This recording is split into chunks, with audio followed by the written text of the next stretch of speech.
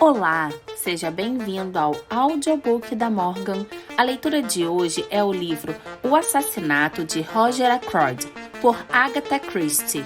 Mas antes de começarmos essa leitura, eu vou pedir para que você se inscreva no meu canal e ative o sininho das notificações.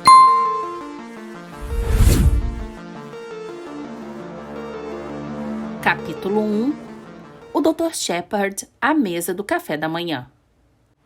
A Sra. Ferrars morrera na noite de 16 para 17 de setembro, uma quinta-feira. Mandaram-me buscar às 8 horas da manhã da sexta-feira, 17. Não havia nada mais a ser feito. Ela estava morta fazia algumas horas. Pouco depois das 9 horas, eu já estava em casa novamente.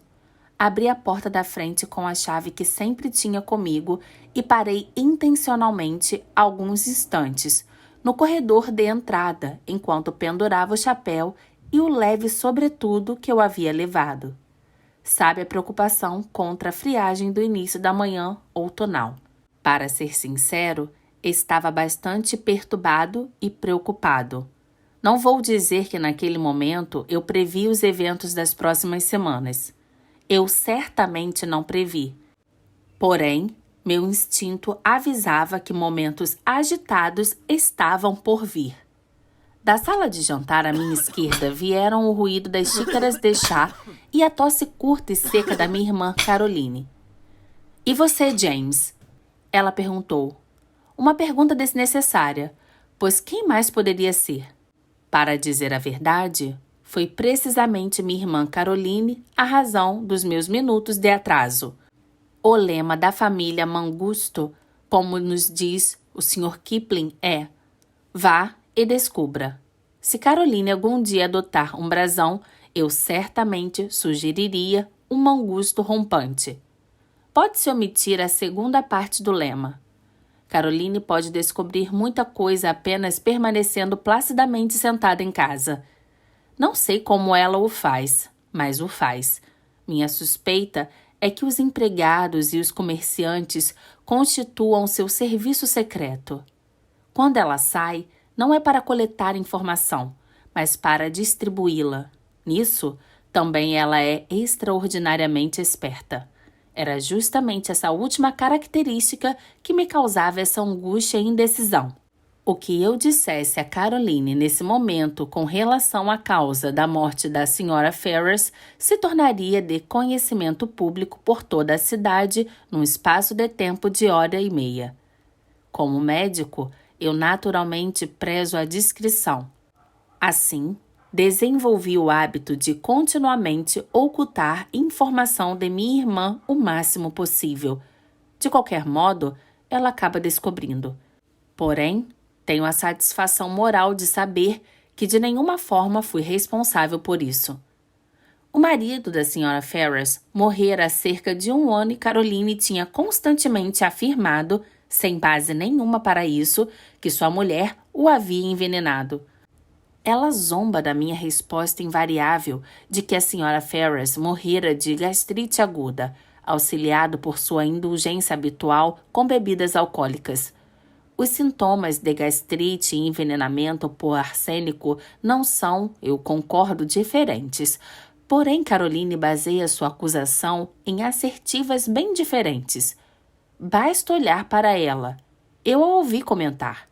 Sra. Ferrars, embora não mais uma jovem, era uma mulher bastante atraente e suas roupas, apesar de simples, pareciam sempre lhe cair muito bem. No entanto, inúmeras mulheres compram suas roupas em Paris sem que por isso tenham envenenado seus maridos. Enquanto hesitava de pé no corredor de entrada, com tudo isso passando em minha mente, a voz de Caroline se fez ouvir novamente em um tom mais agudo. "Afinal, James, o que você está fazendo aí? Por que não entra e toma o seu café da manhã?" "Estou chegando, minha querida." Apressei-me em responder. Estava pendurando meu sobretudo. "Você já poderia ter pendurado uma dúzia de casacos." Ela estava certa. Eu poderia mesmo. Entrei na sala de jantar. Beijei de leve o rosto de Caroline, como de costume. e sentei-me diante de ovos e bacon. O bacon estava um tanto frio. Você teve um chamado cedo, observou Caroline. Sim, eu disse. De King's Paddock, Senhora Ferrars. Eu sei, disse minha irmã. Como você sabia? Anne me contou. Anne é a copeira. Uma boa moça, porém uma tagarela inveterada. Houve uma pausa. Continuei a comer os ovos com bacon.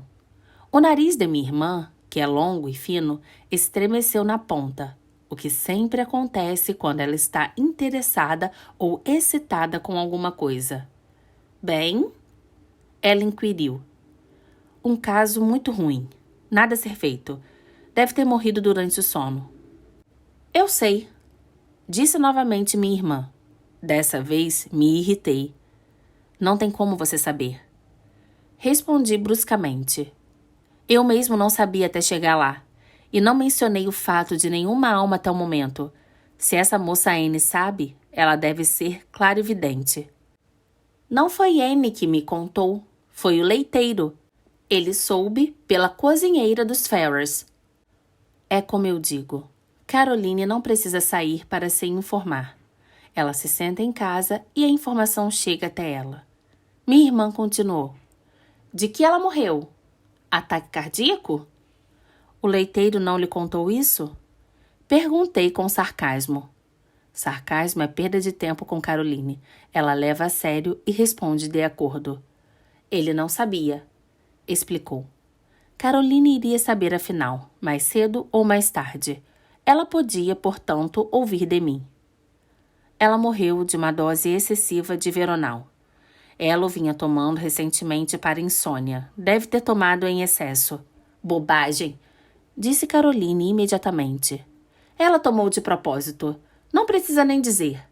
É engraçado quando se tem uma crença secreta que não se quer reconhecer.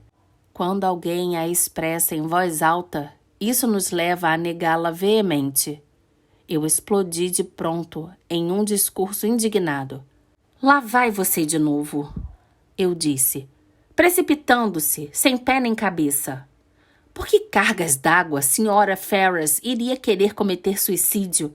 Uma viúva, ainda bastante jovem, bem de vida, sem nada a fazer, exceto divertir-se. É um absurdo. De jeito nenhum. Até você deve ter reparado como ela estava diferente nos últimos tempos. Já faz uns 6 meses. Ela parecia inteiramente atormentada. E você acaba de admitir que ela não conseguia dormir. Qual é o seu diagnóstico? Perguntei com frieza. Um romance infeliz, suponho?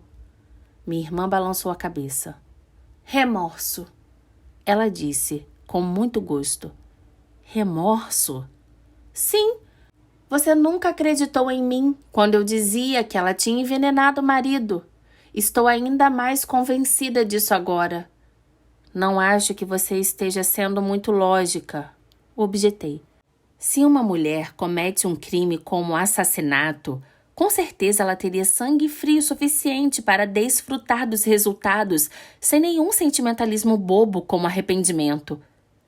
Caroline balançou a cabeça. Existem mulheres, certamente, que são assim. Mas Sra. Ferrars não era uma delas. Ela era um monte de nervos, um impulso incontrolável a levou a livrar-se do marido porque ela era do tipo de pessoa que simplesmente não consegue suportar nenhum tipo de sofrimento. E não há dúvida de que a mulher de um homem como Ashley Ferrars deve ter sofrido muito. Assenti com a cabeça. E desde então, ela tem sido assombrada pelo que fez. Eu só posso ter pena dela. Não acredito que Caroline tenha alguma vez sentido pena da Sra. Ferrars enquanto ela estava viva. Agora que ela se foi para onde? Presumivelmente, os vestidos de Paris não podem ser usados. Caroline estava pronta para as emoções mais brandas de piedade e compreensão. Eu lhe disse com firmeza que toda essa sua ideia era uma bobagem. Eu estava ainda mais firme, porque no íntimo concordava em parte, pelo menos, com o que ela dissera. Mas não era certo que Caroline chegasse à verdade simplesmente através de um tipo de sexto sentido. Eu não encorajaria esse tipo de coisa. Ela irá por toda a cidade revelando suas ideias e todos irão pensar que ela está se baseando em informação médica fornecida por mim. A vida é muito difícil. Bobagem, disse Caroline, em resposta à minha censura. Você vai ver. Aposto que ela deixou uma carta confessando tudo. Ela não deixou nenhuma carta, disse asperamente, sem perceber aonde essa afirmação iria me levar. Oh, disse Caroline. Então você perguntou sobre isso, não foi? Eu acredito, James, que bem lá no fundo você pensa como eu. Você é um doce velho hipócrita. É praxe sempre se considerar a possibilidade de suicídio. Eu disse seriamente. Haverá um inquérito? Talvez haja. Tudo depende. Se eu puder me declarar completamente satisfeito com a conclusão de que uma dose excessiva foi tomada por acidente, talvez um inquérito seja desnecessário. E você está inteiramente convencido? Perguntou-me minha irmã com malícia. Levantei-me da mesa sem responder.